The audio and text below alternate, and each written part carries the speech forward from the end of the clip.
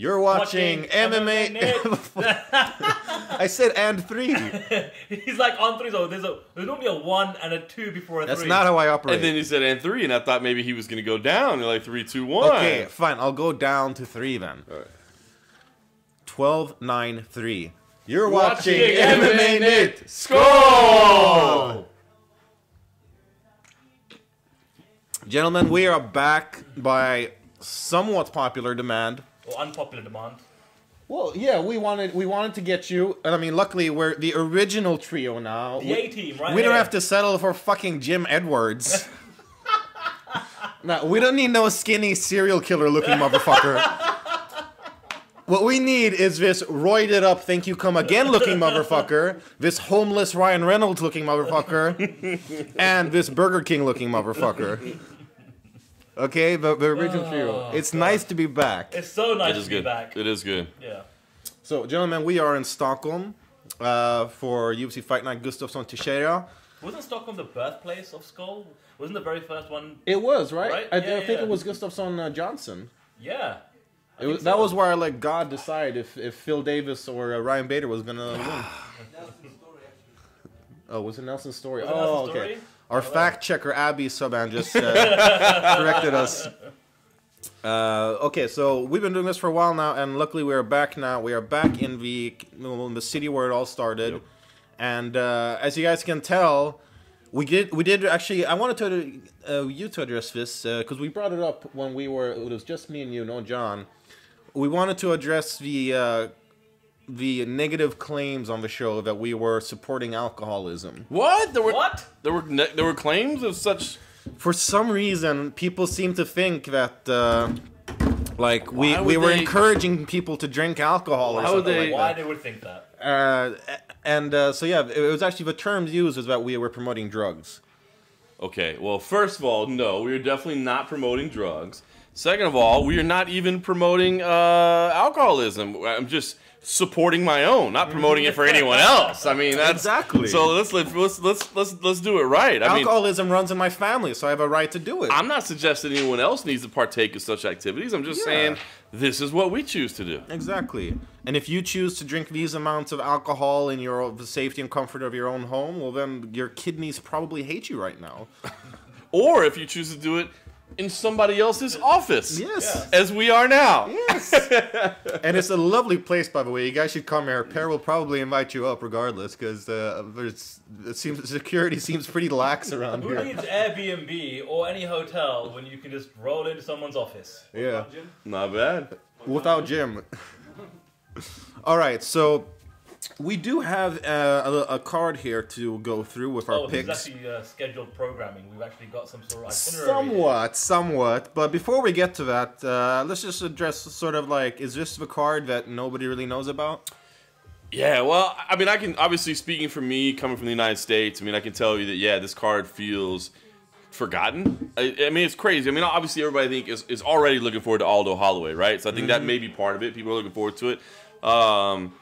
It's weird, too, and we kind of talked about it earlier this week. Like, this is a very international flavor card. You know, it was Mike Bond hit me earlier this week. I think this is the third most countries ever represented on a UFC card. I think 14 nations are represented, different birthplaces. So that's, I mean, I think that's kind of cool, but it also means that, you know, your interests are spread kind of thin throughout everywhere. You don't have, like, 7 Americans fighting or whatever, you know, 8 Brazilians to really follow or whatever. So if you're kind of nationalistic, you know, it's kind of tough. And it definitely doesn't have the superstars of the moment right now. You know, even though Alexander Gustafsson and Glover Teixeira have both fought for a title, they're both top-ranked guys. I mean, yeah, it just doesn't feel like a big card. It really doesn't. I mean, it's not even a Fight Pass card back in the States. It's an FS1 card.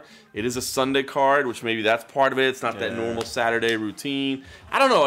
I've been trying to put my finger on it all week long because I think it's a number of factors. But yeah, I would say in the States, it's definitely flying under the radar. It's kind of wild because the top 2 fights are really key fights at 205 pounds. You know what I mean? So it's like you really do have big fights at light heavyweight. Of course, I mean, I think all anybody really cares about at light heavyweight right now is getting to Anaheim, California, and seeing John Jones and Daniel Cormier fight. So I get it, but I mean, it is kind of big fights at 205. So I don't know. I mean, I see it. Like, on the one hand, like, I'm not going to pretend like, man, this is the greatest card ever, and why isn't everybody getting hyped about it? Because it's not. But on the other hand, too, like, there are some key things in here and some fights I'm looking forward to, and I'm surprised that, at least back in the States, it kind of seems like it's just like, whatever. Well, to be fair, I mean, we did, man, even though these are 4 very interesting and highly ranked light heavyweights, they did choose the 4 light heavyweights in the division with a combined charisma of a paperclip. It is true. I mean, not to be rude, but you're right. I mean, all 4 of those guys, God bless them, but they're not great interviews. They're not going to give you a sound bite where you just go, that's my headline. That's the clip. I got to get up on social media right now. So you're right about that. We all had to listen through those interviews to find a reasonable title for any of those 4 gentlemen. I finally just took to taking one of them, their words out of order, and just editing myself. I didn't actually post I that just wrote anywhere. what I wanted them to say. Yeah. So that's why you have Glover Teixeira using motherfucker so often. Now, aside from that, there's not really a whole lot of stakes on this card. I mean, if we just take a quick look through it, Speaking of stakes, though, we had a couple of stakes at the media lunch today, courtesy of the UFC, which went down a treat. And it was one of the best kind of media lunches for an official. It was strong. Yeah. Ever. Media lunch game was strong. Yeah, we were sitting up in the globe. I guess you could say the stakes were high. That's what she did there. I need some more alcohol. He's a lot funnier when I've got a good buzz on. Yeah, we need to get your. I was always like, he's got a great sense of humor. So then I realized, like, no. IV or something. I think that aside from the 2 main fights, let's be honest, there's not a whole lot. Well, I mean, there's a couple fighters who risk getting cut, perhaps, but I mean, you have it on every card. I mean, listen, if we're just throwing out, I mean, a chance to see Ben Saunders fight. I love watching Ben Saunders fight. Killer Bee's fun, dude. He goes in there and does every time. I'm super pumped up about Alex Nicholson and Jack Hermanson. I think stylistically, the way those 2 guys come together, that's going to be a lot of fun. Sandu, I know we talked earlier, Abdulrazak Al-Hassan, I think we're both kind of excited to see it. Yeah, I mean, 7-0 with 7 knockouts, no fights longer than like 86 seconds, 88 seconds, something like that. So, I mean, there are little bits and pieces, and I know that, I mean, we're hardcores. I love stories like that. There's a lot of times where I'm more hyped about undercards than about main events, just because honestly, I like seeing, is this dude for real? So there are things that I'm interested in, but to your original point, like stakes, like, man, think back in Dallas, where it seemed like not only did we have 2 titles on the line. Now, granted, that's a pay-per-view, and everybody agrees it's probably the best card of the year so far. But when you had 2 title fights, and then the 3 supporting fights were all like #1 contender type fights, that's a whole different ball game, I think when it comes to stakes, though, now that we're really into the meat and bones of fight week here, the more I think about it, I think the biggest stake here is the fact that will the UFC return after this weekend? Because their golden goose for this market has been Alexander Gustafsson. And, some countries need that star for the UFC to come and bring an event. Some countries, listen, you don't really need a big star. Like in London, the UFC brand is so strong. You don't need that one big superstar that's going to really drive the ticket sales and attendance and things like that. I think here you definitely do. And it's interesting because, as fight week kind of played out, I'm used to seeing Alexander Gustafsson splattered across all the newspapers and kind of seeing him in like mainstream news interviews and really getting some high level publicity here, and I just haven't seen that on this trip. And it's combined with the fact that it's the first time the UFC have come to Stockholm when it's summertime. So if anyone that's not been to Sweden or Stockholm before, this country pretty much hibernates for like 9 months, and the minute it's summertime, everybody wants to get out and enjoy the sun. God bless you. But when you combine that factor into the fact that it's a Sunday card as well, it's been a national holiday here for the last couple of days. So it was the sporting Thursday. Attention was on the UEFA Cup final. Exactly. So maybe people. I spoke to some guys in the media today. Their families have gone to some cabins just for the long weekend here. The weather's good. So do people in Sweden and Stockholm specifically want to stay indoors for 7-8 hours while it's like sunny outside? I don't know, but coming back to the UFC, perhaps coming back to Stockholm, I think Gustafsson needs to win. If he doesn't win, I think that it might damage the fact that UFC may not come back in the future. I mean, for what it's worth, I did hear that they are anticipating a sellout. It's not sold out yet, but the walk-up tickets at this point, we're still a couple days out, are 1,000 or so, less. Buy it the way in. Exactly, man. So I think it's still going to be a sellout. I do think, Stockholm has now become, and Sweden in general, I guess, because I know there are potential other markets, but I think it has become like it's not an annual market like London, but I think like, every 2 years, every 18 months, something like that. But don't forget, they weren't even supposed to come here. Yeah. It was supposed to be Copenhagen, right? Mm-hmm. And so, looking at the card and all these 14 nations represented, maybe they had to, I don't know, maybe it was the same flights that were supposed to be on Copenhagen, maybe they scrambled, like, hey, we have to go to Stockholm, we need Gustafsson, let's get a deal done. Mm-hmm. So, who knows? Well, the fact that Gustafsson fights as often as John goes to the gym is also pretty telling in that why his presence isn't really out there. He has an unfortunate penchant for getting injured. There's this like Nogueira curse where every time they get booked for a fight each other, someone gets injured. Most of the time it's Gustafsson. And it's kind of funny because we sat down and we talked about this card as well for my podcast, MMA Roadshow, and I kind of thought about it like after we talked, like maybe I'm being a little hard on Alexander Gustafsson as well. Like I don't think we probably talked about the fact that Glover Teixeira isn't exactly like a big draw as well. Yeah. You know what I mean? But you're right. I mean, with Alex, it's the layoffs are tough, and then even now, like there's such this key position right now. I mean, this is like, we got John Jones coming back, right? If John Jones beats Daniel Cormier, I know you got Jimmy Manuwa sitting there, and as the Englishman of the group, I know you want to see him fight for a title. But let's be honest. I mean, if the UFC is sitting back and they're kind of surveying the landscape, and let's say John Jones does beat Daniel Cormier, and I'm not writing off Daniel Cormier by any stretch. I mean, Cormier is a dangerous guy. He's focused right now. He knows what it's like to be in there with John, and John has had to laugh as well. But let's say John wins. Let's say Alex wins. You know what I mean? You've got Alex, you've got John, and you got Jimmy Manuwa, and you've got to put one of those guys to go against John Jones. I'm sorry, I love Jimmy Manuwa, but to me the obvious play is you go with Alexander Gustafsson. Yeah. You got the history, you got the rematch, right? But even today, like talking to him at the media day, it's just like, well, hey, what do you want to do? It's like, I don't know, maybe I'll get a title fight, maybe I won't. It's up to the UFC. I'm just focused. And I'm not saying there's anything wrong. Like, it's kind of funny because like if he was like, yes, I want John Jones, then we could sit here and go, he's looking beyond. He's looking past Glover Teixeira. We can all. You could criticize however you want, but at least start to plant the seed. Show me that you're interested. Show me that it means something. Because man, behind the scenes, of course, his team wants that fight. That's the biggest money fight they can get right now. Of course, if the title's on, it's a big money fight regardless. Even if John Jones loses, you could book Jones Gustafsson too, and I think people would be like, I got to see that fight. Yeah. This was the guy that pushed Jones before. Where is John now? So I don't know. Arguably won the fight. No, he did not. It was a great fight, but no, you know what I'm saying? Like, so there's just so much going on. Like you said, the layoff with Alex, the fact that he doesn't really push for things.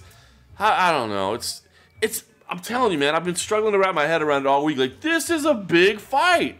This is not like, one fighter against a last minute replay. This is, and God bless what he's become since then, but this is not Gegard Mousasi versus Ilir Latifi. You know what I mean? Where everybody was just like, are you serious? That's my main event? Yeah. What are you talking about? And of course, Ilir, I think he's become like a fan favorite. It's amazing where he's become. But at that moment, I think everybody was standing back going, what the F are you trying to sell me? This is not that. This is a legit fight, but it doesn't feel like, everybody's pumped. I think he didn't give us that soundbite, but I did see an Instagram video that the UFC European team put out where they basically asked Gustafsson to just give one line or one word, for every kind of top 10 light heavyweight.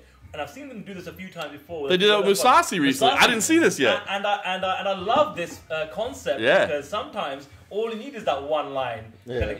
Mousasi called Rockhold loser, right, or something. Just one word. One word, exactly. And so when it came round to call to them posing John Jones' name to Gustafsson, he called him the biggest enemy of all time, right? So take that. So in terms of planting a seed, maybe that's one seed that's been planted. Of course, he has to win on Sunday night, no doubt about that. But I think another factor you have to play in regards to some time off, and he said that in the interview that we had with him today, he's a recent father. His baby girl was just born a couple of weeks ago. Yeah. I think after this fight, he's going to take some time off just to be a father, help out with the parenting duties at home. But I agree with you. I think if he wins on Sunday, and we know how WME IMG are booking fights and title fights, and they need the biggest fights possible for pay-per-view.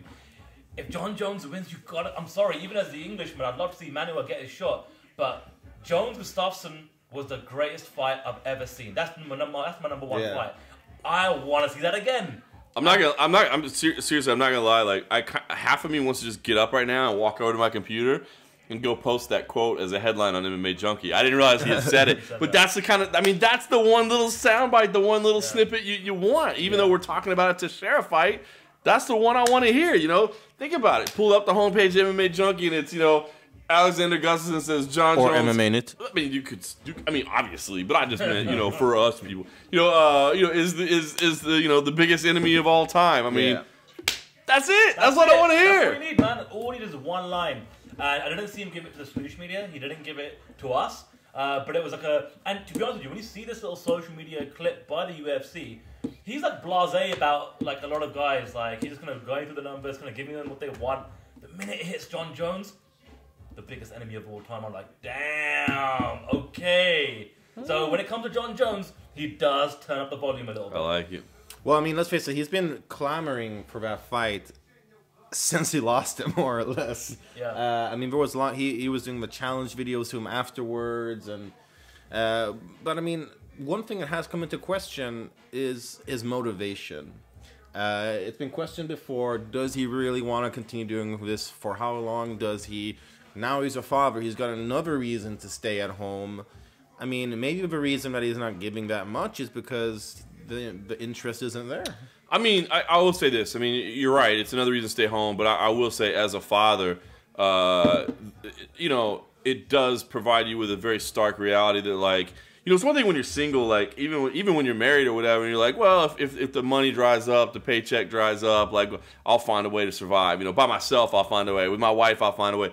Man, there's something about looking at that little kid, knowing that you want that kid to have the best of everything. You know, you want to have like the coolest clothes, the biggest, you know, educational opportunities. I mean, I think every parent just wants their kid to have a better life than they had, right? You know, under any circumstances. So, so I will say, like, you could see that as, you know, is that motivation to get away from the sport? I think it's motivation to stay in the sport because that's where your biggest financial opportunities are. Now, if you've got other financial opportunities out there, then maybe that plays. The one I do always think about though is like with these new dads, because, you know, you always talk to them. They're like, I'm motivated. I'm like, cool, you're motivated. Are you also waking up like 4 times a night? Like, are you not getting proper sleep right now? Are you not? You know what I mean? And I'm sure, you know, their family structures try to help them out of it. But I do always wonder about that. Like, you know, are you exhausted right now? Because I remember when my kid, who's 5 now, was a little baby, like, and my wife was awesome, but still, like, she's waking up to go take care of everything, so that's waking me up. It's, you know what I mean? So anyway, I think that's more motivation to stay in the game than it is to walk away. It's funny though, because I think with Gustafsson, with his misses just dropping a couple of weeks ago, he actually came out to the Fighters Hotel 3 days earlier than he was scheduled to. And that was to get away from the baby screaming and crying and nappy changing and everything else that goes into things, right? And I have to say, I think when you think about fatherhood, that seems to be a running theme this week. We kind of interviewed Alex Nicholson, you know, and his other half is about to drop very, very soon, and he said he was motivated. Gustafsson said he was motivated as well today in regards to, you know, him being a father. Let me just drink this. We do not encourage alcohol consumption in any way. Not among anybody else. Yes. I'm just telling you, me. If I sit down and eat a taco, does that mean I'm pressing tacos on the world? I'm just eating a taco. John, we live in a... Did you just assume that taco's gender? Did I? I'm pretty sure you did. Did I give a taco? How did I give a taco a gender? I think you said it, which is implying... I don't know. What I'm trying to say is that people are easily offended nowadays. Fuck, I didn't open in sync. You threw me off. Fuck. You threw me off. We're talking about fatherhood, talking about some real sentimental, emotional, real life kind of stuff. And then I've got, you know, MMA Junkie Per just going to say, hey, drink up, drink up, drink up. So, he's the one encouraging the alcoholism. Yeah, don't blame us. The producer back here is sending notes. Drink. I mean, we're like those poor actresses in 80s exploitation movies. We're just, it's the director and producer. Don't blame us. That sounds like a personal fantasy, to be honest. well, that's neither here nor there. Just like in 80s. But here's the motivation. You say, you know, you want to give the best for your kid, right? One of the things I didn't actually ask him about today, and it kind of just hit me now, is the fact that he's earning $10,000 on his Reebok sponsorship deal. Right, and I know in the past, he's had some pretty major sponsors. God, is he only in the $10,000? $10,000. And it's amazing because he's a highly marketable athlete and fighter, specifically here in Sweden. Yeah. So I'm actually curious to know how much the last kind of year has impacted him. Are these sponsors sticking with him outside of the UFC fight week, right? So look, maybe that will make him fight more consistently to get those paychecks in. I don't know how many fights he's got left in his contract, but I do want to try and speak to him about that situation in regards to how much he's making on this Reebok deal. Well, I mean, his team's making money, that's for sure. I mean, I remember in... Why doesn't he have an individual contract? Like, this... You would think. Because, I mean... Yeah, exactly. Like, I mean, not to be like obvious, but basically, I mean, you can see, like, if you look at the roster of athletes, they basically pick like the leading athlete from each country to represent. Yair Rodriguez has one, Joanna Jacek has one. You know what I mean? Like everybody. That seems obvious. All right, that's weird. Actually, it's hell. I think even Tom weird. Duquesnoy already has, or no, Francis Ngannou does. I don't think Duquesnoy does yet. I'm not really sure about that, but it's a strange one because I know that Unibet was a major sponsor. I don't know if they're still with him or not. I haven't seen any of their kind of brand with him or anything. Well, they can't do anything on Fight Week. That's can't do anything on Fight Week. I'm curious to find out about that. Maybe we'll speak to Thomas as a manager and kind of like dig a little bit. I'm pretty sure he still has Unibet. It's just, but you can't have it. I know that there was a lot of social media posts in regards to the brands and sponsors that are associated with him. But I just haven't seen that visibility. So I don't know. All right. Well, let's before we move on to breaking down sort of some of the cards, or breaking down the main card. Any other story that sticks out to you guys about this week or this card coming up? Well, that's the whole theme, I think. I guess not. The main event. I guess not. It's like it's just one of those kind of those UFC cards. It's a European card. It's much like the London card in some ways, where like I think a lot of like fight fans are like, come on, can we get some like big stars and big fights on Europe and I mean, listen, I'm one of those kind of weird people that, but like, okay, like starting off, Damir Hadzovic, I've told you, I think he's hilarious. I think he's funny. He's become a recent favorite of mine on social media, which is bizarre. Yeah, he's one of my guys. I don't think I've ever even said a word. I can't remember ever meeting him or talking to him, but he just posts stuff that makes me laugh, and I'm like, dude, I like your sense of humor. He is a hilarious guy. So I like that. Bojan Velikovic, I'm excited to see him fight because actually in Denver, where he trains, when the UFC was in Denver earlier this year, I guess that was the Cowboy Masvidal fight.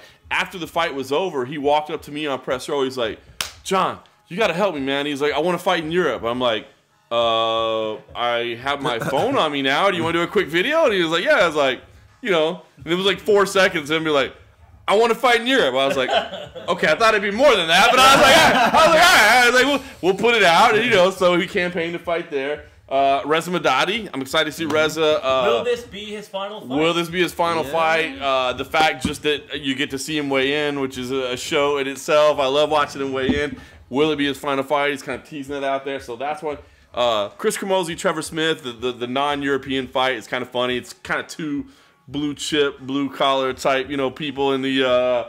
That's a little bit of a sleeper fight. I think that could be very It's two tough dudes. It's like it's not two of the flashiest guys. It's not two like the most popular guys, but it's two just like gritty, hard ass dudes gonna go toe to toe. So I'm looking forward to that. I mean, I already talked about the Nicholson fight and Abdul Razak Hassan. So if this is one of those ones that, like, to me, like, I have personal interest in little things here and there. There's things there's stories. I like stories, man. I like watching the arc of fighters and like knowing kind of where they're coming from. So there are little things in this card that I'm excited about and I want to watch. But I get it, man. If you're a casual and you're like, tell me why this fight matters, and I'm like, well, Bojan told me that he wanted to fight in Europe, and now he's fighting in Europe, and you're like, F you, man. Hadjovic's really funny on Twitter. Like, I can see how people are like, dude, go off with yourself. You know what I mean? But yeah, I think there are fights. If you're a hardcore like me, I think there's fights on here you want to see. And that's the thing. I think for hardcores, they'll watch everything and they'll be emotionally invested in everything. They'll read every story. They'll watch every single interview. They want to know every single athlete and fighter that's participating on these cards, right? But the point I was trying to make earlier on is the casuals, the mainstreams, right? Yeah. why are they going to tune in? And I know friends back in London, like, if McGregor's fighting, or if Ronda Rousey's fighting, or if it's a big title fight or something, then yeah, they'll get involved. But you know, if it's a Stockholm card with no real, like, the thing is sometimes when you have a main event where Dana White's going to give you a soundbite saying, "Hey, this is for the #1 contendership," then you know there's some serious stakes. Yeah. Here, it's speculative stakes, and that's the difference. It is. It's. I will say, back in the States, it's kind of cool because it's a Sunday morning card. You know what I mean? So because it's a Sunday night card, nice. So there's something fun for us. Like Cage Warriors does a good job of it. Like I think there's more interest in the States in Cage Warriors than people would realize. Not that anybody like follows it in the States, like really like, you know, what's the next matchup in Cage Warriors and like that.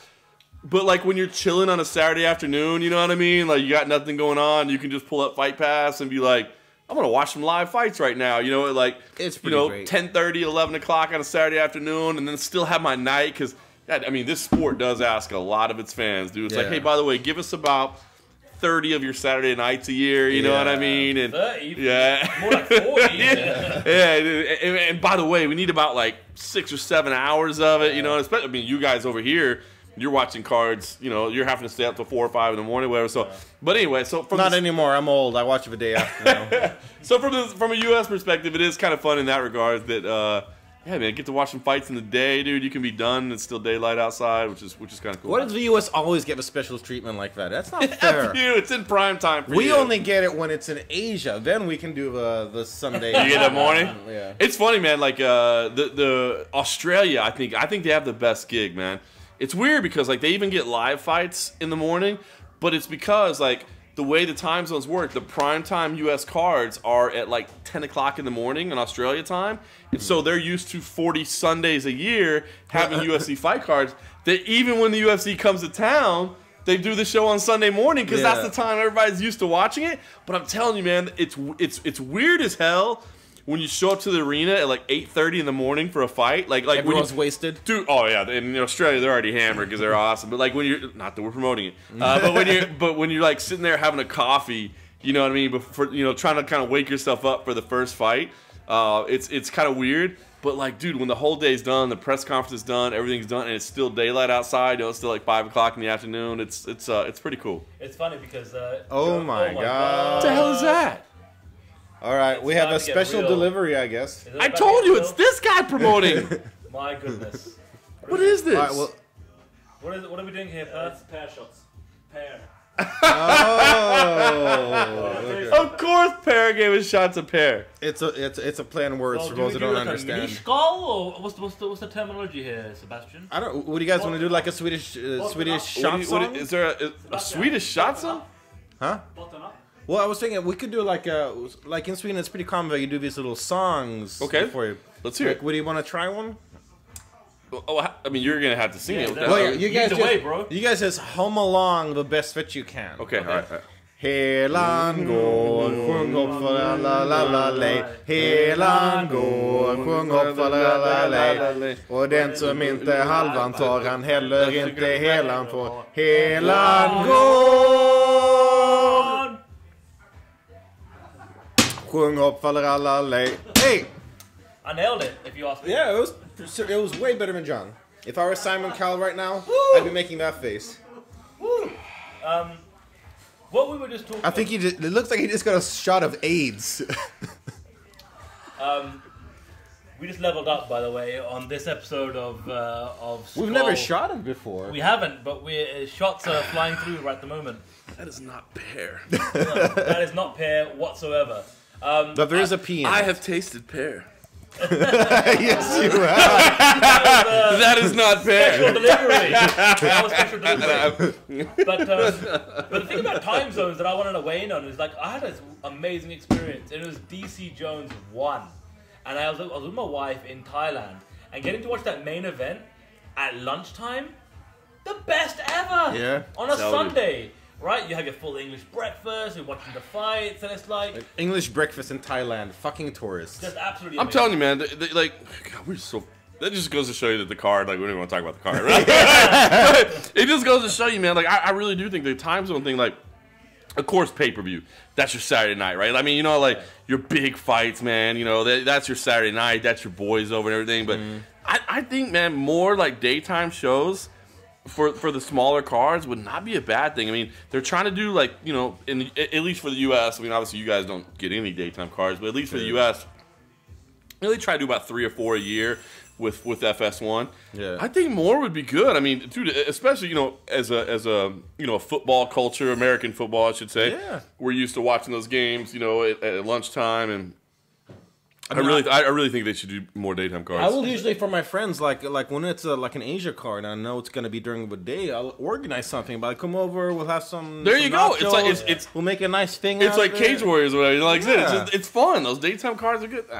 You know, the thing about daytime shows is quite interesting because for the UK, this particular card, I was talking to Simon about this on our podcast, The Brit Pack, and Hashtag shameless plug. See the way he dude, that's shame. When you lean into the and microphone, look into the camera and say, The Brit Pack. Available on iTunes, on SoundCloud, and YouTube, and Pornhub. I'm sure on Pornhub as well, apparently. There is uploading to Pornhub. that's a different kind of Brit pack. Yeah, exactly. Oh, you'll be packing something all right. But no, this is interesting. BT Sport, which is the distributor and broadcaster of the UFC in the UK, is showing this card from 4 or 5 o'clock in the afternoon. Now, that's pretty interesting because historically, they've only ever shown like the main card, local time European, around about 9, 10 o'clock after the traditional watershed. So me and Simon kind of speculated because we were like, why are they doing this and how are they doing this? We believe and think that they're going to test the water, and if they get tons of complaints from like families and, you know, people around the country say, hey, why is there cage fighting on your channel at 5 o'clock in the afternoon? Then they'll maybe scale it back. Go back. But this is the first time from like you know, local time here in Europe, they're going to be, you know, broadcasting the fights, which is a big thing for them. Hopefully, it means there's more people tuning in. It's cool. Yeah, I mean, I think we're all in agreement, and I think a lot of my friends who are MMA fans, I mean, we usually end up watching the main card fights the day after anyway. I can imagine. It's too late for you guys. Yeah, it's just too fucking late. I'm Unless- not 17 Unless you're anymore. literally getting, I mean, unless you're getting paid to live recap it, you know what I mean? Yeah, Like, it's... 4 or 5 in the morning. I Come got on, shit man. to do. I got Yeah. a job as well. I got an actual person job, not just this. It's not just me sitting around drinking all day for getting paid for it. Bro, there's nothing wrong with that. I wish I was getting paid for this. I think the lower end of that 18 to 35 demographic would stay up, but the higher up you go on that kind of scale, the age scale, people got responsibilities. Oh, families. Jesus Christ. I just realized I'm not part of the target demo anymore. I'm fucking 28. I'm not. I'm part of one of the shit. We can extend it 18 to 39. All right. Well, we have lollygagged enough. Let's get into this card. Before we get the main card, your one undercard fight to keep an eye on, the sleeper fight on the undercard that you think fans should tune in for. Let's go, Sandu. Darren Till. Good fight. Yeah. Yeah. Remind me again who he's fighting? Justin Ayari. Just an RA, right. Look, I wonder who Sandu's got picked to win that. I'm going to say Darren Till. No. But look, I'm just fascinated by his story because obviously this guy, if you don't know him, he's got a couple of fights under his belt now for the UFC. He's from England, but he lives and trains in Brazil. His wife, he's now married, is from Brazil. And actually, he's got a thick kind of Liverpudlian Portuguese accent. Yeah. He speaks Portuguese, but in a Liverpudlian accent, which is phenomenal in itself. He's a real big talent, and I've seen him on social media. I'm like Facebook friends with him, and I see him on Twitter, and he's always campaigning to fight, and he finally got one, and like, you know, he's stuck in the Fight Pass, you know prelims, which is a little bit unfortunate. I haven't had a chance to interview him this week. They haven't really kind of given him any kind of media opportunities or anything like that. But yeah, from the British perspective, I'm looking forward to seeing him in action again. Yeah, and I named off a couple undercard fights earlier that I'm looking forward to for particular reasons. But if I was telling somebody to watch a fight that, doesn't have time to research backstories and learn about, families and friends and stuff, I'd say Pedro Munoz and Damian Stasiak. I think stylistically that could be a fun grappling fight. And I do favor Pedro Munoz in it, and he is I know he's a massive favorite on the card, and he's favored for obvious reasons. But I think stylistically, the biggest favorite, on the card. And I think stylistically, it could be fun. But I do think Pedro Munoz, he's had some setbacks, but when that dude is clicking, he is a badass. You know what I mean? So it remains to be seen if he'll be on point. But when that dude is on, he is on. So I think it could be a fun fight that you don't necessarily have to know anything about the competitors to enjoy. And also, I do believe Pedro Munoz has a bright future in the sport. Oh, definitely, yeah. He's been one of the, like, even when he was in RFA, I was like, oh, this guy is gonna get to the UFC. Yep. He's gonna do a good thing. Yep. For me, what's the fight? I gotta go with my homeboy Damir Hadzovic. He's a friend of mine. He's gonna get out of town. because I never go for personal stuff on these. No, but in all seriousness, so it's if that fight is not a finish, I'll be really surprised. The way I see it, either Damir is gonna knock Marcin Held out, or Marcin is gonna sub him. And I'm pretty sure it's gonna be a fun, fast-paced start to the card. Hopefully, a good tone setter. For everyone who hasn't seen, it's a hell of a fight to start the night. Like, it is. Marcin Held. Think about what high regards he was held in. And now he's literally the first fight of the night. But as you said, yeah, man, that he's could be not an awesome held way. in that regard anymore. He'll be marching out first. We got jokes coming half price today. Simon Head, the Undertaker, will be loving this segment right now. Let me tell you. No, but that will be, I think, basically the entire UFC Fight Pass card should probably be fun, fast-paced action. Yeah. All right, so let's move on to our picks for the main card. It is a 6-fight main card, which means we have more time to make penis jokes. So, Dicks from the main card? Dicks, what? Dicks out for Harambe? Dicks from the main card? Dicks of the main card, exactly, yeah. All right, so let's start with Yakel Manson versus Alex Nicholson. Let's start with John. I'm gonna go with Alex Nicholson in this one. I love this fight stylistically. The way they sit up. They're two guys that like to go in and bang, dude. They really do. Hermanson, I think, is probably is better with his movement. He's a lot more busy in the cage, so to speak, creating angles, that sort of thing. But Nicholson is just raw, man. I mean, we talked earlier this week. He's a guy that's certainly some controversy has followed him throughout his career. But a guy that, as Sandhu said, is a new father and just seems so dialed in and so focused, and he really is powerful. And I think it's one of those things where I think Hermanson is a great athlete, and I think Alex Nicholson is like if we were in the streets and I got to pick one or the other, I'm taking Nicholson to be on my back, dude. You know what I'm saying? You're not gonna pick Jack the Joker. Yeah, exactly. I mean, that's what you look. So to me, you're looking at an incredible athlete versus a dude that you would want on your back in the streets. You know what I mean? So I'm gonna go with Nicholson in this one. I think it's gonna be a fun fight. I mean, certainly it's not one of those fights where you're like, oh, Hermanson has no chance. No, he definitely does. Yeah. They match up really well together. It's gonna be kind of like raw power versus speed and athleticism. But I'm gonna go with Nicholson. I think this is a very hard fight to pick because, like, Hermanson, he could dominate 2.5 rounds. And then get caught. Yep. And it's really hard with those kinds of fights where it's like, one guy has a technical advantage and the other guy has a little bit of a wild power advantage. And most of the times in those fights, though, it tends to be the technique guy that wins. It does.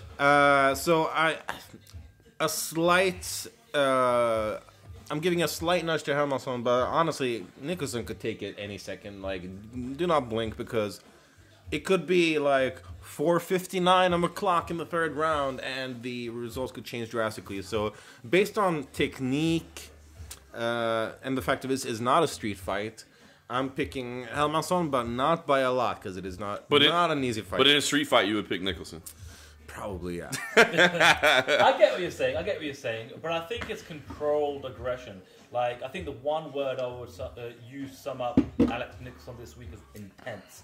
And if you haven't seen the interview, go check out MMAjunkie.com. You will # shameless plug. It's not shameless when it's MMA Junkie. Yeah. It's just a plug. Yeah, I think I asked him like 4 questions. It's like a 6-7 minute interview. Yeah. And he was just zeroed in, intense, and He's got. We're getting What's props. going on here? Fuck All it, right. let's go all in. What does this have to do with Sweden or MMA? Apparently nothing. I mean, like, are we about to go like roast a pig out on the beach or like? What is Are we in going on? Hawaii right now? Well, I mean, Sakabra. based on the weather, we might as well be. So, okay, we're getting more instruction. Fuck, I have not. This is the guy that's encouraging things. Okay, I'm really gonna have to down this because I'm way behind on my beer intake. I'm actually surprisingly controlled this episode. And this is just the first fight, the main card that we're talking about right now. God knows what it's going to be like when we get to the main event. This is how it starts with pair, isn't it? Yeah. Next thing you know, you're like, Next thing you know, we're in this It's the dungeon. guys off camera that have the most fun here. trust me. Exactly, yeah. Especially the ones who have girls locked up in their basement. Hashtag girl with dragon tattoo. Hashtag pervert.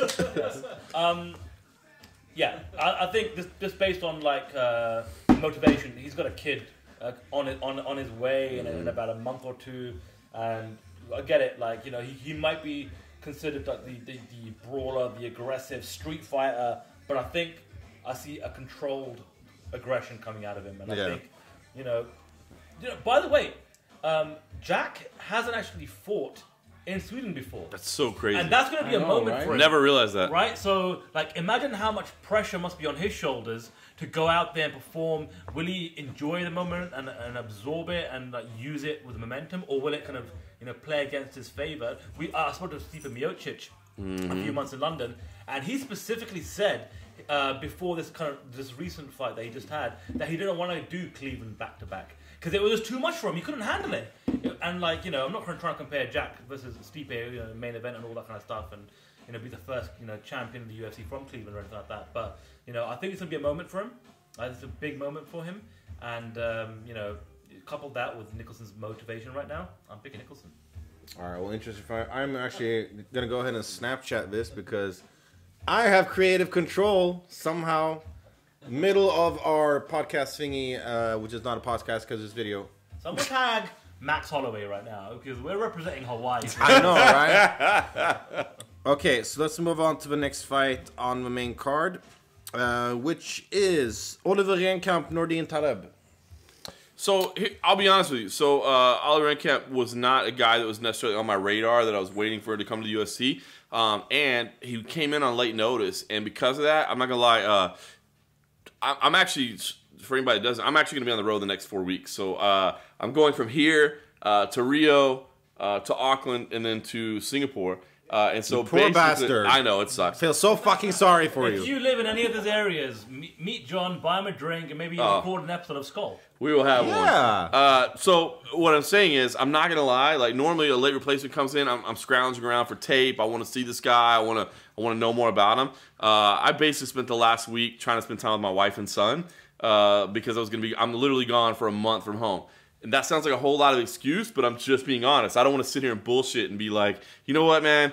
Here, let me break this down. I love the spinning roundhouse kick that he does. Yeah, you know what I mean? Like, I will say this, man, on the MMA Roadshow, like, you had some great insight on him, and so I am actually excited, like, the way you broke him down and told me about his background, because, again, he was not a guy that was on my radar. Yeah. I'm excited to see the kid, man. I really am, and dude came in looking like a high school junior in his prom with you know what I mean? He's a young kid, no question about it. His suit game was on point though. So I am excited to see what he can do.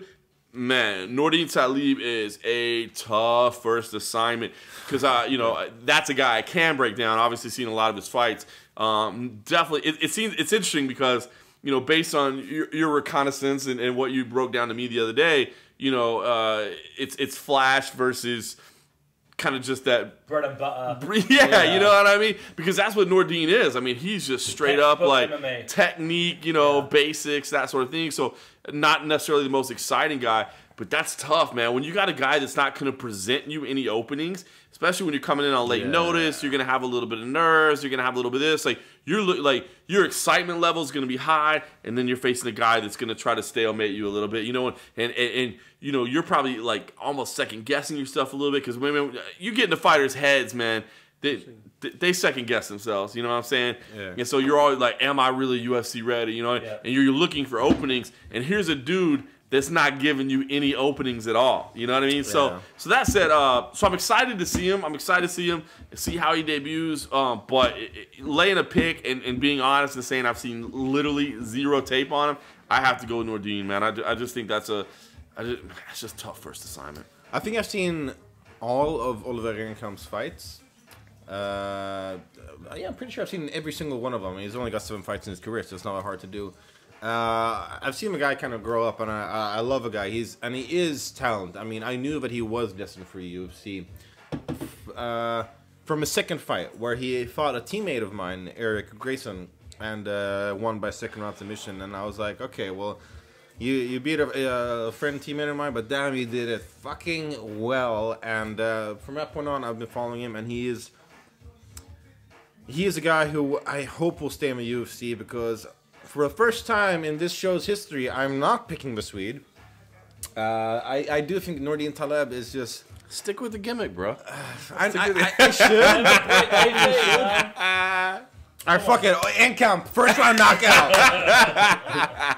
You know what I'd say? Like, I echo what John said. Like, I didn't know much about Enkamp, and I was kind of leaning on you, and I was asking you a few questions earlier on today. You know, you said that he comes from a very traditional martial arts, family background, right? So martial arts is in his blood. And is it karate that he kind of grew up on? Yeah, right? he grew up on karate, but he also did other martial arts as well. I mean, and he's got a good submission game. I mean, his first ever pro win is by reverse triangle. Nice. So reverse, like it was in a weird position too. So I mean, he's got a good ground game. Okay. Well, I like a kid that is willing to kind of step up his game and represent and act professional, wear that suit, and really put some time and effort. Didn't get a chance to interview him, unfortunately, today, because we were trying to get through everyone else and stuff like that. But that being said, I always try to think, hey, listen, when there's a new guy on the scene about to make his or her debut in the UFC, we don't know much about them. And maybe Nordine doesn't know much about him, right? Probably not. It's just coming in and saying, hey, I'm just going to do my bread and butter textbook MMA and I'll get the job done. Whereas we don't know much about this guy. So you know what? I'm going to go on a limb and say the unknown is a bigger factor than the known. I like it. So I'm going to go for my man. I tell you what, I am excited to see it, especially kind of based on what you guys said. I am excited because... I don't know what you're doing right now, but okay. Wow. He does not need to be drinking up. No, listen, I will say this, though. I am excited, and I would love to see him come in and do well because, in your description of his game, you know what I really love, and I think we're seeing it, you look at a guy like Wonder Boy, you look at a guy like MMAnytt who's going back to his jiu-jitsu roots. Like, I feel like we got to this point. MMA started as such a game of specialization, right? Yeah. And then we got to the point where everybody was cross-training, and everybody was like, pretty good at everything. And at this point, like, you're not in the UFC, or you don't see a guy that comes in the UFC, and you're like, he has no wrestling whatsoever. You know what I mean? Yeah. Like, you got something. You got a little bit of everything. But I kind of like the guys that, like, really specialize in one style, one thing. Like, where you can really point to something and be like, dude, they do this so well. They do this so amazingly. Like, I kind of like that. And I think, honestly, you have to do that. I think you have to be good at everything. But I think to be, like, really great, you have to be, like, incredible at one thing. And so, your description of his striking and his creative technique, I'm anxious to see it. Not like I'm trying to say this guy is the future world champ. I've never seen a minute of his fights. Headline: MMA Junkies John Morgan. Oliver Enkamp is the future of UFC. Said he specializes in one. But I like seeing that. I love seeing guys like that. It's fun to me. Yeah. Oh, but I mean, if we look at his record just really quickly, like. Out of his 7 wins, only 2 of those are decisions. And out of those finishes... okay, he's actually a pretty late finisher. He tends to finish in the 2nd and 3rd round. But it's usually an exciting first... It's usually an exciting first round. I mean, I remember he recently had his fight against a very tough Brazilian, Rickson Pontes. Lots of flashy kicks and stuff like that, sort of testing the waters, gauging the distance. So I think regardless, we'll see a lot of fun stuff. And fuck France. Yeah, let's go Sweden. Oliver Enkamp first round knockout. Is he gonna have a big support base here? Like, here's the thing, right? Because we were talking about earlier on. He didn't have time to get tickets for his friends. Well, look, listen. Gustafsson's obviously the golden goose. He's a big star here in Sweden. But I'm always looking to the future. Who are the next guys from Sweden? Who are the next stars up and coming? The fighters that perhaps the country can potentially get behind in the next 2, 3, 4 years. Is he one of them? He's definitely one of them. There's He seems like a guy you'd like to get behind. hey, if you know. What are you guys saying? I meant support as a fan. Yeah, exactly. I mean, I want to get underneath him and get that support. You know, get a long. I can't believe I went there. Like It was a supposed to be dog the flowers or something. Move on! Move on! No, but definitely Ankamp is one of the guys. David Tamer's brother, Daniel Tamer, is actually undefeated. But then David got to the UFC before. But Daniel is definitely a guy to keep an eye on. He's also just as good a striker as David is, but he has way more submission wins. So he's actually been switching his game up a little bit, which is interesting. We've got the Albrechtson brothers. The older brother, the light heavyweight, is the one who's making the most noise. Brothers coming from Sweden in MMA. Yeah, I know, it's weird. Fuck, why isn't my brother training anything? Hey, Sevi, fucking put some gloves on. We're training next time. Yeah, the younger brother is still just amateur. But from what I've heard and seen, fucking beast of a welterweight. Dude, like, I just dig like a Rory McDonald kind of guy. You know, one of those silent, almost serial assassin. killer. Yeah, almost Psycho serial, killer. like just fucking stabs. I dig it, man. Like, dude, I mean, it sounds like it's almost cliche at this point.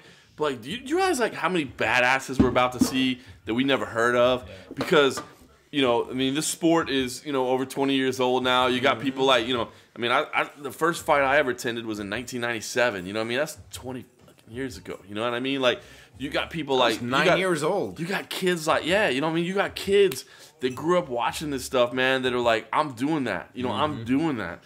And you know, been enrolled in training their whole life. You know, not they were a boxer that like late in life decided to try MMA or a wrestler. Yeah. Dude, we're about to see so many badasses. I know that sounds cliche, but it's so true, man. But hey, that brings up a fun. Let's just take a quick pause from the main card. First MMA fight you guys ever saw? First MMA fight I ever saw in person or on TV? Anything. Well, I'm old, man. I'm almost 40, man. I'm 39 years old. I definitely the first UFC I ever. It's hard for me because I can't actually remember the first ones I ever saw. Were on. How about this? I'll tell you this. This is what got me in love with MMA. How about this? Because the first UFC I ever attended, the first MMA fight I ever attended live was UFC 17. Which you can check out on UFC Fight Pass. Oh, it's hilarious! And see John Morgan there. It's hilarious. He was like what, the front row. I was in the front row. I was 19. I was 19 years old, man. You had the same haircut. Still had the hair. Yeah, dude. There's not much you can do with this I curly. pulled it off slightly better. But no, you know what's I funny? actually had hair back then. So that was the first UFC I ever attended. I actually saw some pancration fights in Dallas where I grew up. Really? Dude, it was awesome. It was a card. I sat at a VIP table. Chuck Norris sat next to me at another VIP table. Get the fuck out of here! Swear to God, dude. Guy Mesger was on the card. Frank Shamrock was on the card. Pete Williams was on the card. Hercules was on the card. It was Ease Edwards' second professional fight. He was on the card. Trey Telligman was on the card. I mean, like old school. 1822 Oh, or what? dude, yeah, it was 1990. I think it was 1996, 1997. But I'll tell you, so here's what made me fall in love with combat sports that led me to MMA. I was born in '78. Like I said, I'm old as dirt. Grew up liking professional wrestling. You know, I thought the WWE was cool. You know, Hulk Hogan, Macho Man Savage. You know, Saturday Night Main Event. Like, you know, vintage era. Then I was about 8 years old and like, you know, realized it was fake, and I was like devastated because I thought it was so awesome. And then I was like 12 or 13 years old, and Guy Mesger, this is pre-UFC Guy Mesger, was opening a gym in Dallas, and he happened to be, just through coincidence, a friend of the family, and we went to his gym opening, and in his gym opening, he was playing VHS tapes of Muay Thai tapes from Thailand, like Lumpini Stadium, like, you know. And so for the first day, like 12, 13 years old, right around that time, I saw Muay Thai from Thailand on these tapes, and I was like, holy shit, that's what a real fight looks like. You know what I mean? And so instantly I was like a Guy Mesger fan, so I wanted to learn everything I could about Guy Mesger, because I was like, this dude, like, he does this shit, like, this is awesome. And that's how it kind of led me down this path that, 30 years later is still what I do. Well, let me tell you, I don't remember the exact opponent, but the first UFC fight, or the first MMA fight I ever saw was between Royce Gracie. It's so fucking cliche. But it was Royce Gracie versus it was some. I think it was who was that Dutch guy who kicked that dude's tooth out and then later on Gerard Gordeau. Yeah, I think it might have been him. I'm not certain. That was the finals of UFC 1. Yeah, because I was at my friend's place, and he just was like, "Hey, have you heard of the UFC?" And I was like, "What's that?" And he was like, "Oh, you take these guys and we put them in a cage and they fight." I'm like, "Oh, cool," because I'm fucking like 13 years old. I'm like, "Oh yeah, let's see these guys fight." And we called him the Spider because we didn't understand. Like, yeah. I was like, wait, why are these big ass guys giving up? Like, I don't understand. Revolutionary. And that sort of sparked an interest, but then it's faded a little bit. And then when I was around 16, 17, something like that, somehow on YouTube I stumbled upon a couple of Crow Cop clips. And for none of you who actually follow me, you will remember that in Germany, when Crow Cop fought Gonzaga at the press conference, I told him, thank you very much for your performance. You're the reason I got into MMA. Because I saw some of those clips of Crow Cop knocking people the fuck out. And I was just like, this guy is a fucking machine. He's like a Croatian Terminator. And I got so interested. And then I started following. So you fanboyed out at the press conference? I wow. did. You don't remember it? No. Somebody... I wasn't there for that one. I wasn't there for that one. Were you not? No. You said, which one? It was Berlin, wasn't it? No, believe it or not, for whatever reason, Steve. I know there's one Berlin show that you didn't turn up for. And no, I've never been. I don't think I've ever been to any Germany show. Right. Morocco, for whatever reason, yeah. dude. Steven Morocco from MMA Junkie loves Germany, and like every time, like he's like, dude, I know you're pretty much our main travel guy, but like they're going to Berlin. I've never been to a Germany show. All right, well. Well, either way. Oh no, wait, fuck Poland. Yeah, it was Krakow. It was Krakow. You were there. Yeah, we did SKÅL there. Yeah. Okay, so that I remember the SKÅL episode. I said, Gabriel Gonzaga, if you're watching this, which I know you are, and he got a good laugh because best remember the first meet he got. That's what you get for reading cue cards live,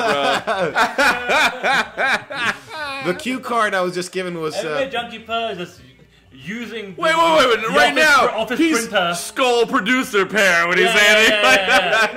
Alright, so it's gonna get complicated because Per Helgestam, aka the pervert, is giving us cue cards, and for those of you who don't know, I am actually vegan, and he just put up a cue card saying, did Sebastian remember first meat he ever gobbled? And I actually do. Because I got sick from it. Oh, I can understand, yeah. Because I was actually raised vegan. Uh-huh. Back in the day, like when all we could fucking eat was broccoli. Right. Like, when we were and I remember having I went You can tell who the vegan is from the three of us, right? Right? I mean, look at the bellies, and I'm pretty sure you'll figure it out. No, it was fish. You're the one that's had meat in your mouth. It was fish sticks. Was it in my basement? Don't you love how fish sticks? You had fish sticks? I had fish sticks in my mouth. Fish sticks. In Per's basement. No, but it was fish sticks, and it made me a little bit, it made me a little bit sick in my stomach. But for some reason, we kept on eating meat. I don't know what happened. Alright, go on. There. Anyway, yeah, Krakow. Krakow. Yes. Yes, we had Krakows. So, I saw Krakow knock a bunch of people out. Then I got really interested in Pride. Mm-hmm. And then, at that point when I was looking up, he had actually already gone to the UFC. And I think maybe even left again already, but I was still behind of the... Did you march in a few Pride parades? I led them. Obviously. He organized them. Hello! Ridiculous. But yeah, so it was first host Gracie It's getting that time of the show. So ridiculous. Yeah, I'm fucking wasted. We're deleting this file, right? We're totally deleting this file. Alright, Sandu, what cut you think I don't know. First fight you ever saw. I don't know exactly which fight it was specifically, but I do come from a pro wrestling fan base background, much like John. Let me just say really quickly, as a child, I realized that was fake. As a young child, I knew that was sure, fake. so did I, right? But for me, it's like a form of entertainment. It's like a soap opera, right? And they are legit athletes that do this in pro wrestling, right? Listen, I think it was like 96, 97, and the WWF at the time, before they turned into WWE, they just kind of like started to court Ken Shamrock. And I'm like, who's this guy? The most dangerous man in the world is how they were promoting him, positioning him. And then I kind of just got some videotapes. And like start seeing some Ken Shamrock's fights, in the early UFCs and whatnot. I remember and then they signed him, and like at the time, like I was like, oh my god, look, this is like a real fighter, and he was positioned, with the likes of the Stone Cold Steve Austins and the Bret Hitman Harts, and actually he was the official guest referee in what is considered the best, the greatest professional wrestling match of all time, WrestleMania 13, Bret Hart versus Stone Cold Steve Austin, and Ken Shamrock was the special guest referee. And in that theater setting, he actually did his job to a T. He was able to kind of help cause the emotion and help build the emotion for that particular 25-minute match, right? So that kind of let me kind of get a peek behind the scenes of who this guy is as a character. But then when YouTube started, I started seeing some videos pop up, and of course, one of the famous ones is Kimbo Slice made his career on YouTube. Yeah. But it was actually Vanderlei Silva, Rampage Jackson, Pride, a YouTube viral video, and I'm like, holy shit, what the hell is this? I got into it, and at the time, like Ultimate Fighter was like in its swing, and I kind of just jumped on that. One thing led to another, and here I am. And we are so happy that you left the WWF and all that crap. Well, I haven't technically left. I still watch passionately pro wrestling. I go to WrestleMania every year, and I still kind of tune in every week. But listen, there is a large portion, whether people want to admit it or not, of the MMA community that is also part of the pro wrestling community. There's a massive, massive crossover with the fan base there. So I am not one of those. That fan base. In fact, I'm gonna have to go urinate out all my frustration over the WWE. So why didn't you guys? Hold on, we need to change the batteries. Huh? We need to change batteries. Yes, that's perfect. Perfect timing. All right, we're gonna take a quick pause. Hashtag movie Pause for the magic. cause. Woo! Okay, pause. Are we not pausing? Probably just fucking retarded. All right. I don't think I want to retweet this.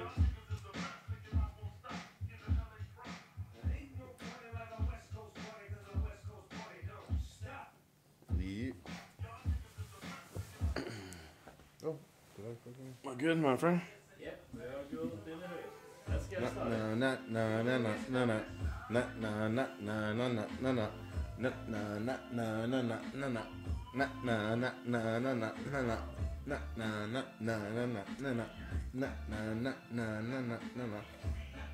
All right, should we start? I said that to my boy on WhatsApp who I work with. And he's like, what the hell's going on? Is he get paid for this? This is what's going on. All right, let's. Are we recording? Yeah, if I can know, we don't even need to cut anymore. All right, so let's get back to the matter at hand, which was The main card. the main card. Yes, we just got past Ancamp versus Taleb. We had a very emotional and slightly erotic talk about our ways into getting into MMA. It was. And let's move on to the next fight, which is Abdul Razak Al Hassan versus Omari Akhmedov. Two most Muslim-sounding names of a whole card. Yep. Dude, this fight, Al Hassan, I'm a fan. I'm not going to lie. I'm a fan. Saw him coming up through the regional ranks. We got to see him a little bit. He actually is from Ghana, but settled in Arlington, which is part of the Dallas-Fort Worth Metroplex, which is my hometown. You know how it goes. So anytime I see somebody fighting out of my hometown, I kind of perk up a little bit. Kind of see that the MMA scene is thriving in my hometown. So I'm a fan. This is a stiff test, man. This is a stiff test, dude. It's a really stiff test. I mean, it is, man. This is no fighter that he's ever faced before. Absolutely, and that's the thing. It's interesting matchmaking because, again, this kid's 7-0, 7 knockouts. All sub 90-second knockouts. That's insane. And it's not even his hands that he grew up with. It's his judo that he grew up with. You know what I mean? That's what is his real skill. So I do believe he's special. But I guess this is kind of like we were talking, with the Nordine Talib fight. Like, you're facing a guy that's a grinder, that's going to, like, stall you, that's going to stagnate you, that sort of thing. So, I'm going to go ahead and go with Al Hassan here because, A, I'm supporting that DFW, that my hometown. John always getting that D. Always. I'm a big fan of that. Gotta go with it. But, I mean, I do think this kid's a special athlete. I really do. Yeah. Not only do I think he's a special athlete, we got to interview him for the first time, saying, dude, you actually handled the duties, but I was, there in the room recording and that sort of thing with you. Man, I love hearing from him. Representing the continent of Africa. It was so cool to hear him talk about. You touched base with him about saying, hey, what about an African pay-per-view or an African UFC event? And he was like, yeah, man, we can bring Ngannou, Mark Diakaze, Kamaru Usman, who also settled in the Dallas area as well, myself. And I was just like, wow, that's amazing to see what's coming. Yeah, I was like, dude, just sign me up now. So anyway, I think the kid is special, man.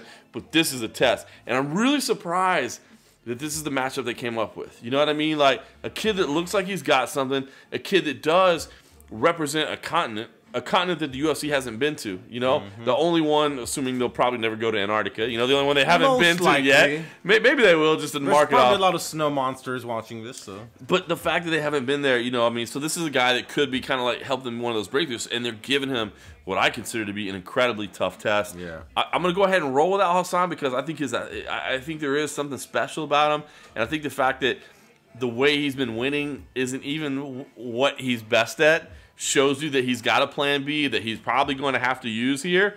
But this is a tough one. I'm actually also going to go with Al Hassan because I think there is a reason they gave him this fight. And it's because Akhmedov, he started off pretty hot in the UFC, knocking out Thiago Perpetua in a very fun fight. And then he got subbed out by Gunnar Nelson.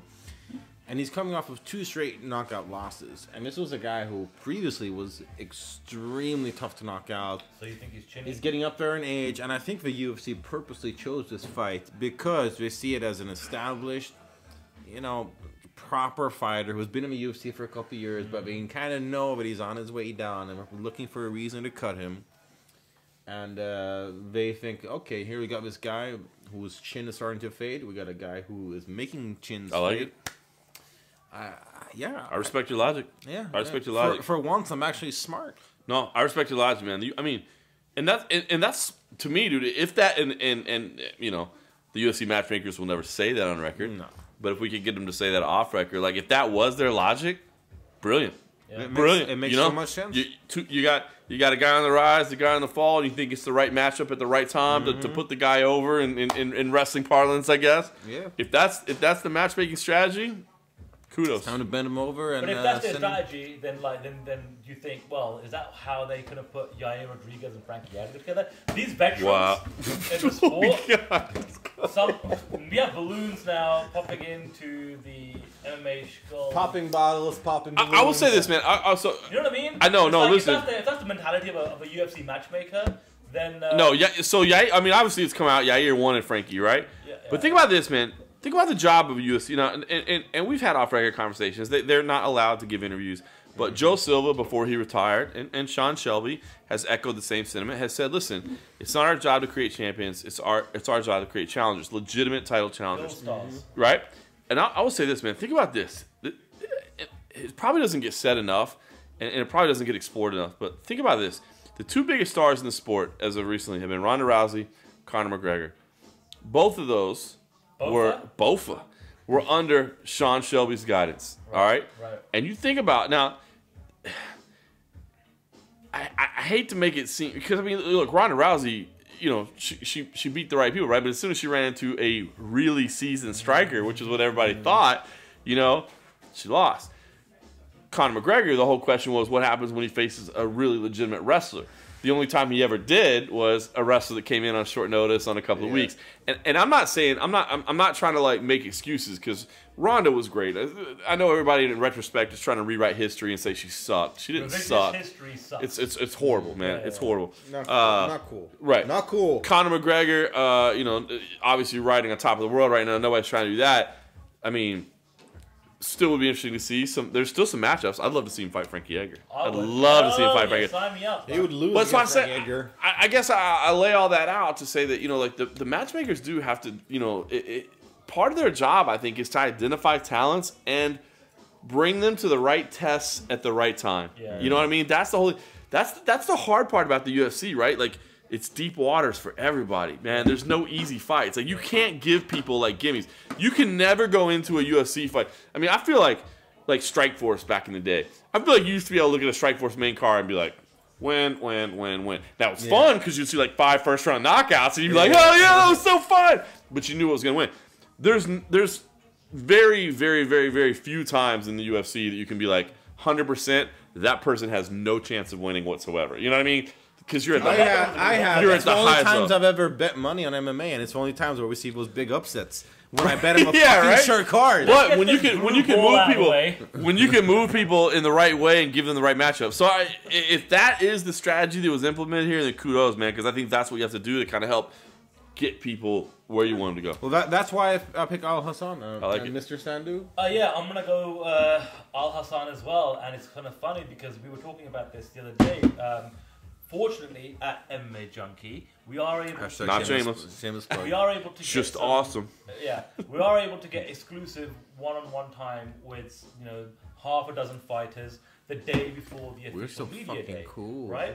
And one of the fighters was Al Hassan. And look, the funny thing is, he actually fought the Belfast card at the back end of 2016, and I didn't remember. Nobody remembers that. No, and for two reasons. Number one, his fight lasted like 30 seconds, right? But number two, the UFC didn't really give him an opportunity to speak to the media via an official media day or anything like that. It was the first fight of the night, which I didn't even realize that. Even though this week, so I was editing earlier today. I was editing. Trent Resmith was writing our. We do a weekly 10 reasons to watch, and he pointed out he's one of a very select few people that have ever won a $50,000 performance bonus. Being the first fight? Being the first fight of the Wow. night. Yeah. So I don't even remember that though. It's kind of weird, and having the opportunity to actually interview him, like one-on-one, 10 minutes, and really get to know his story.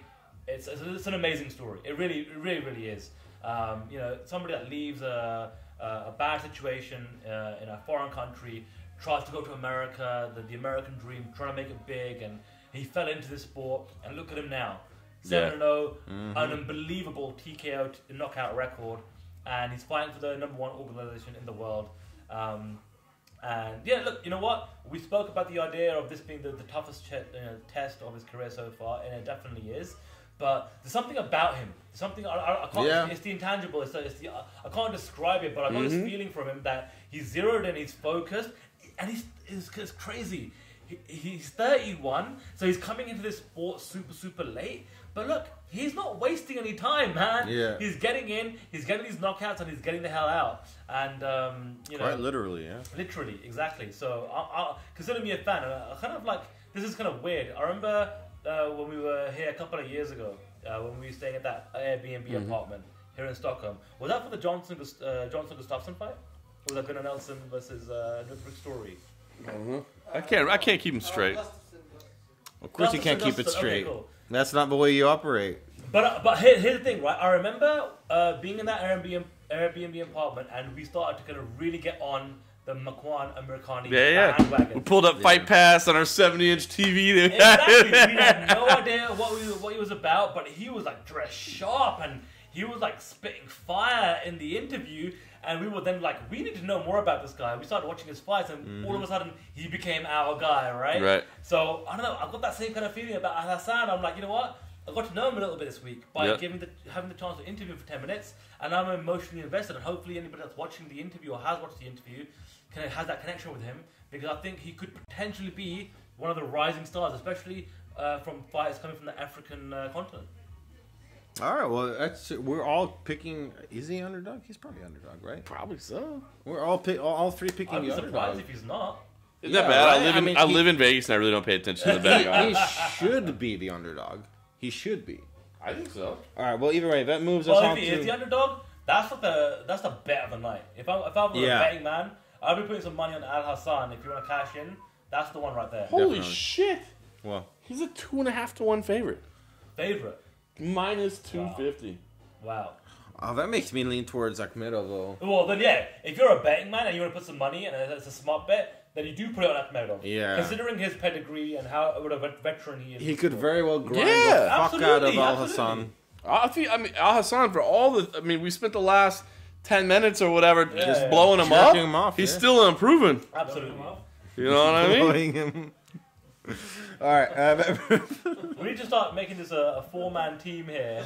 Yeah, Because Pear is more we or need less. Pear Yeah, to by the come way. in and just with one or two lines every now and then. I think this thing. Stiffen up the competition, he says. Wow. He's stiffening something up, all right. This Jesus thing would Christ. get taken down from YouTube, from any of the internet, if he was, on camera. So. Well, if he shows what he has in his basement, he would, yeah. Ugh. All right, so that brings us to a fight that I'm pretty sure will get finished. Peter Sabata versus Ben Saunders. Let's move the opposite direction. Okay. Mr. Sandu. Polish-born, German-raised, and now representing proudly Oh, yeah! the country Jamaica! of Jamaica! Yeah, man! Jamaican me crazy. Listen, Peter Sabota's a fun dude, man. Like this guy, it's a fun, entertaining angle on why he's representing Jamaica, and it's because this whole idea of why should somebody even represent one country or another country when he's kind of like got a bit of both. Yeah, we can relate to that. I'm British, right? But my Because he wants a Reebok contract? Yeah, exactly, right? He could be the face of Jamaica. But you know what's funny? We actually interviewed him earlier today. It's not up as of like this Sabota! but listen, you know You what? know we like Sabota with you. Jesus Christ. Okay. Sabota.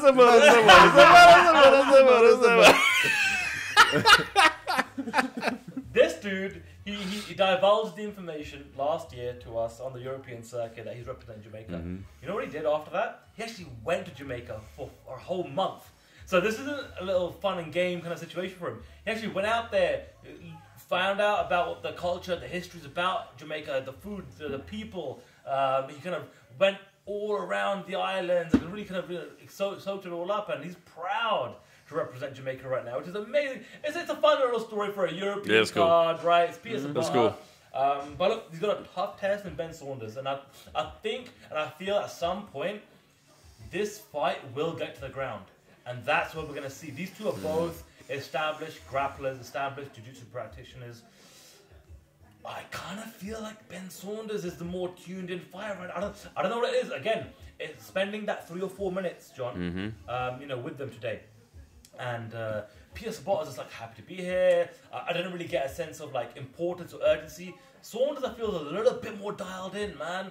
And Sabata, this is I think is like second or third maybe UFC run. I'm trying to keep up here, but for second, there you go, second run in the UFC. Saunders, I don't know. I think he's a bit more dialed in. Fact checker, Abby. And I think he's going to be just a little bit more capable of getting a victory on Sunday night. Kilo B, second round knockout. What intense breakdown there. No, listen, no, I agree, man. It was funny. So being that we brought the odds, it's a pick'em fight, which I'm a little shocked at. I'm a little shocked. I think Saunders, to me, Saunders is a better stand-up, and he's got a slight edge on the ground. Where's Sabata gonna win? Let's be. That's what I'm saying. And no disrespect, I feel like Saunders is the right play there, and there is, man, the intensity. Oh my gosh, man, the intensity is something different that Saunders brings to the table. So for me, it's Killer B. I guess the one thing is, I do think Saunders sometimes is a little too willing to be in disadvantageous positions and like where, because he's so comfortable in bad positions, like so comfortable working from his back. So and man, I think that's such a drawback for guys that are good on their back, that are like comfortable being there, that they give away rounds because they're like, oh, well, I know I could get this. And it's like Judges don't see like that. Exactly. Yeah. It's like, cool. Well, like in practice, I'm sure that you sit there for 20 minutes and then you get the submission, but you don't get to do that here. You know what I mean? That scares me about him sometimes. But yeah, no. I think Saunders is the play here. So make it unanimous. Chalk. All right, it's two straight unanimous. That's the only thing straight about us three. I know another thing that's That's 2 fights in a row. We both picked the same guy. Yeah. We're all three behind the same 2 guys, right? It's Why did I? Don't make it more weird than it already is, Sebastian. All right, let's not make it more why weird. do I agree to do this every time I'm here? Yeah, I'm glad this is like maybe 2 or 3 times a year and not every damn week. My liver could not take that. I don't think our reputation. At least usually they bribe me with a bar tab. I paid for these beers. Well, that brings us to the co-main event. That brings us to the 2 Eastern European guys with no personality. John, take it away. I don't even know who's fighting. Misha Sirkunov, yeah, of course he knows. He. No, you know what? No, I tell you what, man. I do think Volkan Ozdemir is in a really tough spot here because I think he's a better fighter than people give him credit for. But he was unknown. You know what I mean? And so he came in, picked up a big win, and people were like, I want to write that off. You know what I mean? It was just a Did you fluke feel he won performance. that fight? I did. I didn't think it was an incredible performance, but I think it was just enough. But it was also like super late. Like he, if I remember right, he was supposed to be fighting a heavyweight fight for Titan a couple weeks earlier, and so you know, short notice. Yeah, short notice, different division, and all that. So you know what I mean. That said, I do believe. This is what's cool, right? Like, so you got Ozdemir who has question marks but picked up the win. You have Serkinov who everybody thinks is like the man, right? Right? But I think he has question marks around, you know, where's his head at? What's he been going through? What all the stuff he was doing? As well, to be honest. Exactly. Yeah. So, you know, I do listen. I do think it's weird. I tell you what's weird too is didn't Ozdemir move past Serkinov in the official UFC rankings? Did he? Yeah, I know those are weird. So because he beat OSP. Because the ones you want to see are the MMA Junkie rankings, of course. Those are the ones that are far more accurate. But or did Serkinov fall back because he was in that negotiation period? Didn't they remove him at one point? No, but that's the whole thing. It's because that's the whole thing is they. Yeah. It's because Ozdemir beat OSP, who was much higher ranked than any of the guys Misha Serkinov. I think Serkinov's the right. I think Serkinov's the right pick here. I really do. I think Serkinov's the right pick. And you know, let me check the odds because I did. Oh yeah, Serkinov's like a 5-1 favorite. I do think Serkinov is the right pick here. Put money on Ozdemir. Ozdemir and Akhmedov. Fucking. That's the thing is that I wouldn't. You know, I'm just shocked it's that big. I think he's the right pick, but I do think there's more question marks around Serkinov. And I think the consensus, the thought process. Is that there's question marks around Ozdemir? But I think he answered those questions last time around. Like that was a horrible situation for him. Now he's in the right position. You know what I mean? Whereas meanwhile, Serkinov, where was his head at? What's been going on the whole time? You know what I mean? It's a little bit different. I do think Serkinov is the right play here. But yeah, it's one of those ones where like, if we're talking about just making a fantasy fight pick, you know, like, hey, I got to write my name down on something. Cool, write your name down on that. If you're like, bro, I'm telling you to go put your $500 down so that you can win $100 back. No. Like, take that $500, go get a table somewhere. It's you know what I mean? You're better off guaranteeing your fun that way. Go get your table at Chippendales. That's what I'm saying, you know? So, yeah, I think that's the right play, Serkinov. But I think this is a hell of a lot closer than the odds play out. It is way closer. I'd say put a combination on Akhmedov and Ozdemir, but Serkinov should win. He should, but a lot of things in MMA don't play out the way that they should. I mean, that's how we love the sport. It's all unpredictable, right? I think that Serkinov is a little more polished. He's got those sort of. I agree. He's got those edges where Ozdemir feels a little bit rough. I agree.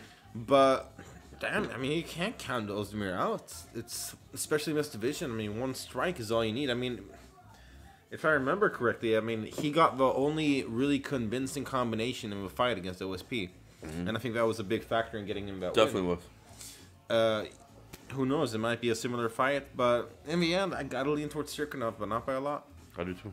I'm leaning towards Serkinov here as well, and like, to be honest with you, it's kind of interesting because today, the way the kind of schedule worked out, it was like half an hour, 5-6 fighters across 2 sessions. So you usually want to limit that to maybe like 4 or 5 minutes per fighter, get your questions in and move on. But me and Abby, we were like interviewing Serkinov, and I was really enjoying the conversation, and I wanted to extend it, so I ended up being like maybe a 10-minute interview. And he touched on you were at Asshole has a really. I was that guy today. Yeah. I was that guy with Serkinov. I was that guy. I have to admit. But you know what? It was interesting to speak to him because circling him off. Yeah, absolutely. look. He just renegotiated a brand new contract with the UFC. He doesn't have a manager. He represents himself. So he was going through all those negotiations on his own back, right? Which is amazing. Now, listen. I get it. That may play into the whole mentality of coming into this fight. But listen, contract's done. You've signed. It's done. That's out of the way.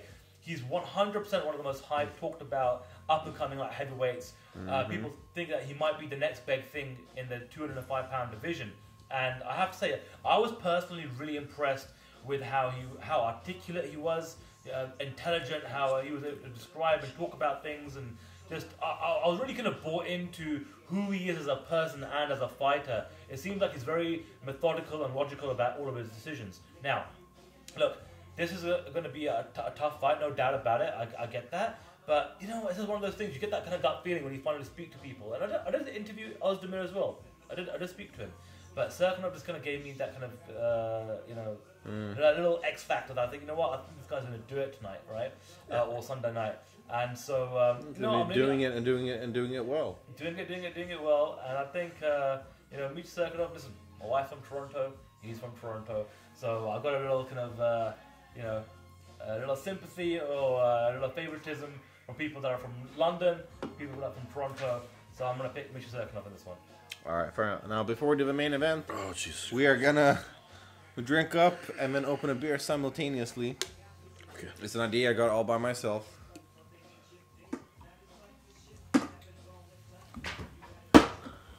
Oh, and by the way, Serkinov is built like a brick shithouse, FYI. He is. Jesus Christ. Guys, let's take a picture when you open it up to watch me. All right. 3, 2, 1. Yay. Perfect. I'm I scared. didn't open my Who knows how far apart from each other we're gonna wake up chained in Paris basement after this. Christ. All right, luckily we're at my main event.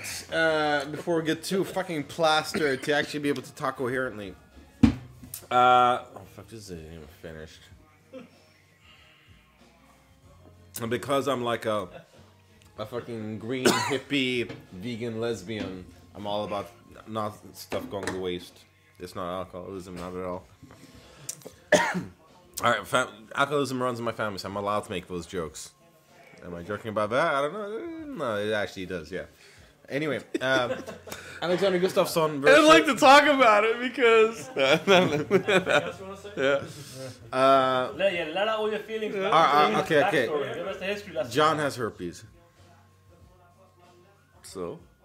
I want to throw that out there. All right, Alexander Gustafsson, Glover Teixeira. I don't know who. You know what? Screw both of you guys. I'm going first. Go for it.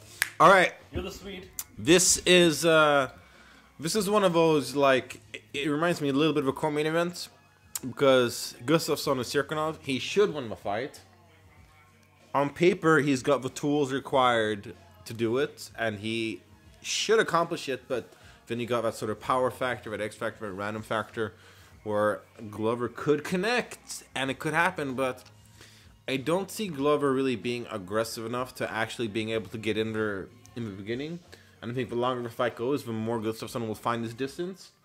So to find that range, use his jab, and if he doesn't get a late 4th round TKO, it'll probably go to a decision, and Gustafsson will come out on top. And you guys will have to fight over who gets it next. I mean, That was not a fight. It's not a fight. We're very... This is a polite Englishman, and that's how we do. No, you know what? I agree. Englishmen were so polite when we were taking over the world. Yeah. Those damn Brits. Just invaded India, and all of a sudden I was born in London. Those damn Brits. Oh, man. Okay, imperialism is actually not all that bad. No. That's what we're getting at, right?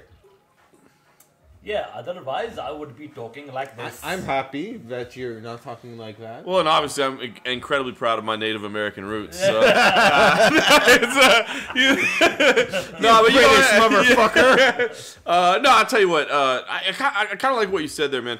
Here's I mean, what's crazy to me is like Glover is so dangerous, right? Like he's so dangerous. Power, submissions. But I feel like he's powerful against guys that aren't necessarily refined, and I think Alexander is pretty refined. I mean, it's easy to just say the range, the reach, that sort of thing, but he's very refined as a striker as well. I mean, I think he picked up a lot in his Alliance MMA, association. And, Glover has dangerous submissions as well, but I think Alex is pretty comfortable there too. You know what I mean? Like, I don't feel like, I feel like we'll probably see once or twice like Glover try to grab a guillotine and then fall to his back. Alex pop his head out, enjoy some time in top position, back away, and start to strike again from range. You know what I mean? So I really don't think Alex has, I don't want to say he has what it takes. I just don't think that it behooves him to necessarily like push hard for the finish, because I think the further you push for the finish against a guy like Glover, you put yourself in some danger. You know what I mean? Because if you're like, oh, dude, I think he's hurt. Now I really need to engage in the pocket. Then you open yourself up to like getting those power shots. Meanwhile, if you're like, oh man, I really need to get into I'm in top position now. I really need to get into a scramble so I can get the submission. You open yourself up to his submission game. So I think he's one of those guys, and I think you said it. You know, you talked about aggression and pushing. Like he's got skills, but he doesn't have that next level where it's like, dude, you know, like don't go on the ground with Damian Maia. You know, don't say, you know what I mean? It's not that. He doesn't have that flashing in your face kind of skills. Exactly. So I honestly think we're going to see a 5-round decision. I think, of course, Alex has to be incredibly cautious in round 1. Absolutely cautious. In fact, if he just wants to stand on the outside and circle and be boring as hell, fine. You know what I mean? It makes Do sense. it. Give away round 1, be boring, and then kind of do your thing in round 2 through 5. And that's the way I see this thing play out in my head, man. I think Gustafsson takes a 5-round decision that becomes more and more convincing as the fight wears on. Yeah. Like the famous line from the O.J. Simpson trial of the late 90s, if the glove don't fit, you must acquit. And I don't think Glover Teixeira can get the job done on Sunday night. I like that pun. Yeah, well, I was building for it. I was waiting for it. But look, you know, I agree with John. I think... I would have gone with something like, Mr. Glover, or something. You know what I mean? If I was thinking it, I would have gone for that one. You could tell that Simon Head has a real impact on all of our lives in this industry. So true. Jesus Christ. I mean, let's face it, Simon does give head. Hey! But look, you know, I agree with you. I think Gustafsson has to kind of weather the early storm. You know, Glover's going to come out there swinging. He's a knockout artist. He's a headhunter. But I think if Teixeira can just, if Gustafsson, can just like weather that early storm, stay on the outside, like you said. Over 5 rounds, I've got to pick him. I think he's more technical. I think he's got the height and reach advantage. Going to stay, have that length to stay away from this kind of power roundhouse shots that obviously Glover's going to be aiming for. And you know, yeah, just stay technical. Your bread and butter. He's got that boxing background, and I'm sure he would have been prepared for Glover very, very well here. So yeah, I'm picking Gustafsson by decision. The proper pronunciation is Gustafsson, right? From a Swede? Gustafsson. Gustafsson. Yeah. The son of Gustav. The F, yeah, exactly. Yeah, but well, that's how I remember to spell it. I used to screw up and put 2 F's in his name, like when he first came to the UFC. Everyone does that. I don't know why. When he first came to the UFC, like I was just getting to know him, you know, I put 2 F's, and then I realized, holy shit, it literally just spells like Gustav's son. Yeah. But for whatever reason in my head, I still say Gustafsson. I don't know why. It's just because I think maybe Goldberg said it that way for a long time. Probably. I don't know. Goldberg mispronounces a lot of stuff. I think the other one that stands out to me, because John Anik... No offense, Goldberg, because I know you're watching this. Yeah, totally. I know John Anik is like the, you know, pronunciation. He's a man. But the other one, I think Abby's pointed out before, like I still say Thiago Alves, even though it's like we know now it's Thiago Alves is the right way to say it. So... Nice, Mr. Glover. So If he wins, Gustafsson. That's so going to be the headline on MMA Junkie. Mr. Glover. It has to be now, bro. Whoever's the fan should be a Mr. Glover lover. I was thinking, we've all been in complete agreement over the last 4 fights. I kind of want to talk about Bellator a little bit. Should we end this off and do a quickie little 20-minute SKÅL to put up sometime later? Well, or it has to be tape delayed. It will be tape delayed. If we're going to talk about the Bellator, this will have to kind of run in about a week from now. That's great. Well, in that case, we might as well film it separately, and then we'll all change clothes and yeah. Being in a new country, different climate, everything. Different time zone. Well, let's in that case, let's call it here, and in some time in the foreseeable future, you guys will see a future SKÅL with us this wasted, getting even more wasted, but it'll be a short one. It'll be like a 20-25 minute episode, something like that. So, gentlemen, it's been a lot of fun. I will see you guys again in the next 10 seconds. In the next lifetime. SKÅL, and we hope all 14 of you watching this enjoyed this and got something out of it. Probably not. If you got a lot, you got to laugh at how gay I we got some are. more booze in my system. That's what I got. I got a fucking lot of booze. I need to eat soon. Like seriously, I didn't eat because I don't eat steak. I didn't Probably eat just have properly. this, right? I mean, this is like your. Yeah, exactly. Yeah, I'll just have some. Edible. It's not that bad. All right. Well, thank you everybody back home. Drive safe and walk safe and drink Take the safe. subway. Take the subway. Just take the subway. It's so much easier. Clever. Good night. SKÅL! Skål!